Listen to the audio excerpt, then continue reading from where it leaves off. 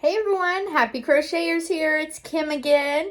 I want to make a video to show how to make a hank into a cake, as I've never done it before. So this is a trial and error thing. This is, don't know how it's going to turn out, but please like and subscribe to our channel.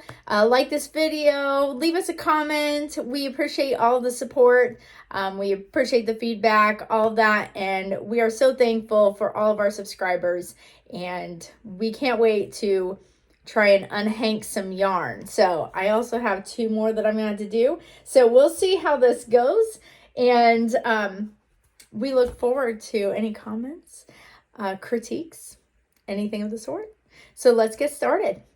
So this is my first attempt at doing a hank. So this is the first time that I have ever had a hank. We got this from Hobby Lobby. It was on sale with their special not too long ago. So it was $14.99 originally and was $3.74 when we got it. This is the Yarn Bee. It's authentic hand-dyed Luxe Ocean Ripple. Sorry about any of my mispronunciation. This yarn is 3.5 ounces, 100 grams, 420 yards, 385 meters. And as you can see, it's 99% superwash merino wool and 1% metallic polyester. So it's very sparkly. It's very pretty. This is, let's see, it's a 1-weight yarn, which it is pretty thin, as you can see. So I would agree that that is probably a 1-weight yarn there, but it's pretty soft. And like I said, I have never done a hank, so I am going to wind this on my ball winder. So we're gonna fumble through this together. I've read instructions on how to use a chair, like an upside down chair with wheels to spin. So we're going to see if we can get this to work. So, laugh along with me, because this could get interesting. Like I said, I have never done this before. So this could just be a very entertaining video and maybe not even that useful. But I have just unhooked it, I believe. So I'm untwisting to get the hank where I'm trying not to lose anything here. Like I said, we're learning together, or you already know and you're laughing at me. There could be so many scenarios here. But let's unhank this. And I read that there are these ties. So I'm going to cut those. I'm not sure if I can unknot them. So I'm just going to go ahead and cut the tie off here. And hopefully pull that out of there. Hopefully I didn't cut the wrong thing. This is what I worry about when I do something for the first time and I have no idea what I'm doing. But we're going to figure this out. All right, so I'm not sure what's going on here. It's kind of like I don't know if it's a tangle or if it's like the beginning of our hank, the end of our hank. I really have no idea. So why don't we find see if we can find another tie on here, if that was even one that I just cut. These look, and I've never had hand-dyed yarn before either, so that is new to me as well. I don't know if I mentioned that, but these are kind of different. Okay, I'm not sure. Let's kind of investigate here a little bit. It looks like it's twisting around it.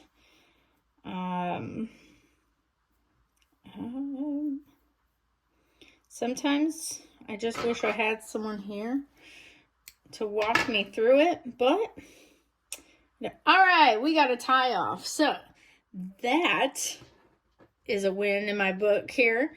So 1 down, maybe 2 if I got this other one right. Here, it's just a matter of, it doesn't seem to be untwisting.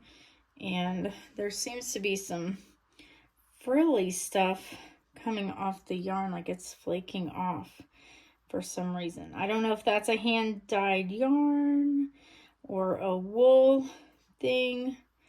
And I also don't know if this is just where they tied it. So we're going to try and figure that out. And I'm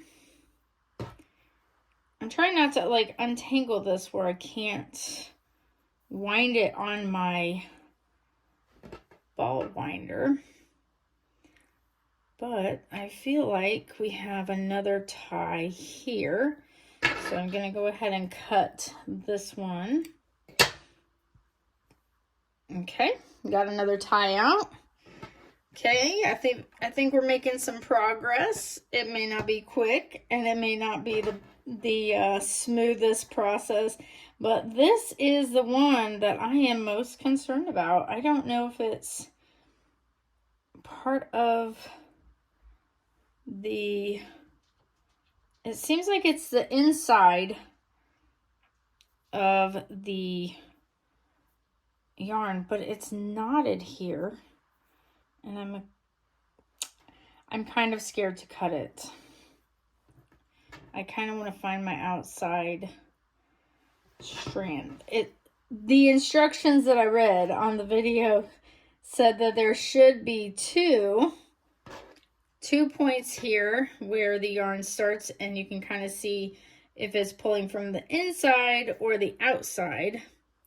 And you want the outside because you will have less tangling while putting it on the ball winder. So just a moment. So I've kind of makeshifted a little bit here the holding of the yarn, because it was not working with my other method. So I have finally figured out how to put it on my arm, where I can kind of flip it around to keep the tension on the yarn, yet hold on to it as it goes around my arm. So we are making progress with this. It's not as fast as having one of the devices that is meant for doing the yarn this way. However, you know what? We might as well figure out ways of doing things maybe a little unconventional, or, you know, without all the fancy equipment, you know, because sometimes we can't afford all the fancy stuff, or sometimes it's just not available when we need it. So we are just going to make do with what we have right now, and we are going to get this beautiful yarn wound up into a beautiful cake, because who doesn't love a beautiful cake to work with their yarn? I love my new cake making machine here. I mean, I can't eat regular cake, so might as well make cake yarn, right? I think that's a fabulous idea. It doesn't raise any blood sugars that way. So we are going to continue to work on caking this beautiful hand-dyed hank of yarn. So I would say, for my first time ever unhanking a thing of yarn and caking it up, I feel like I've done a pretty good job of coming up with a workaround that actually is functional. So it's, like I said, probably not the easiest, especially when I keep dropping the yarn hair from that aspect and getting it tangled up in my machine a little bit. But for the most part, this is actually working pretty well. And I only have 2 more hanks left to cake. Haley picked out a couple of these yarns that she wanted me to make a project out of, or who knows, she may make something beautiful out of it, but we will see. We have to get them caked so that we can work with them, because as most of you probably know, you cannot work with a hank in the state that they come, because they're not workable from the way that they're wound. So we have to either ball them up or cake them up in order to use them. So this yarn is a little bit smaller than what I'm used to making, but that doesn't really bother me. I can always find something. And I was wearing my shirt, my blue Heartland yarn shirt that I made today, and it was 84 degrees today.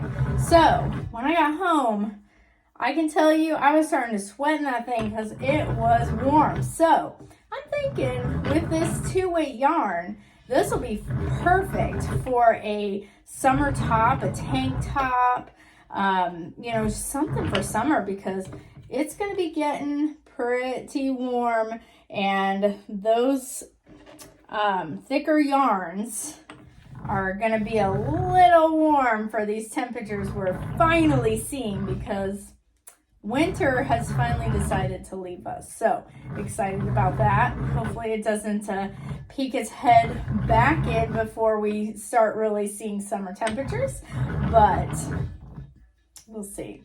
But I can imagine that this 2-weight yarn is going to be just great for a summer top. I'm not sure that this skein right here, this hank that we're caking up right now, will not be, I just got confused, will not be enough for a top. It's a little bit short on the yardage for that, so it would be close. Maybe if I used another yarn for an accent color, maybe, or did the sleeves like the sleeves on the shoulders a little bit different color, or something that would go well with this, is always an option. I could do like a top half maybe with this color, and then do the bottom of the shirt another color that would look beautiful with that. I could do something of that sort. It's an option. That's what I love about this crafting and crocheting, is you can be so creative. You can come up with different ideas, and the cool thing is most of the time there's not going to be 2 items that are alike, and nobody can recreate what we do crocheting with a machine. It is all by hand, and so it is all perfectly made, custom made. No 2 people are going to be walking around with the same exact shirt. So you don't have to worry about that if that's something that, you're always afraid somebody's going to have the same jacket, or, the same shirt, the same dress. You're not going to run into that issue. So I'm going to continue to cake this up, and we'll see how this looks when we're done. So as I was caking my hank, this now become a mess of tangles, because it was getting tangled up, and when you do something for the first time and you have no clue what you're doing, because I've never worked with a hank before, and I can tell you, YouTubers that do hanks, you make this stuff look easy. This is a hot mess for me. So it's not going as well as I had hoped. So far, I'm not a super huge fan of hanks and turning them into cakes. But I am going to finish this. It may just take me a while. So the process has been long for me. And I'm going to continue to work on this mess, and I'll be back when I have all of this caked up for you. And we'll talk more about hanks and turning hanks into cakes when we get back. So I have finally untangled all of the hank, and I am just finishing up winding this into our cake. And then we're going to discuss a little bit of how I feel about hanks. Because I can tell you, some of these videos that I see make this look so easy. These people are good. That's what I can say. All right, so I am done with this hank. All right, so I'm gonna move you a little bit. So I'm going to undo this and remove our hank. All right, guys. So what I have here is, I'm gonna move you a little bit. All right. So I took the beautiful hank that we had and I caked it into a cake here.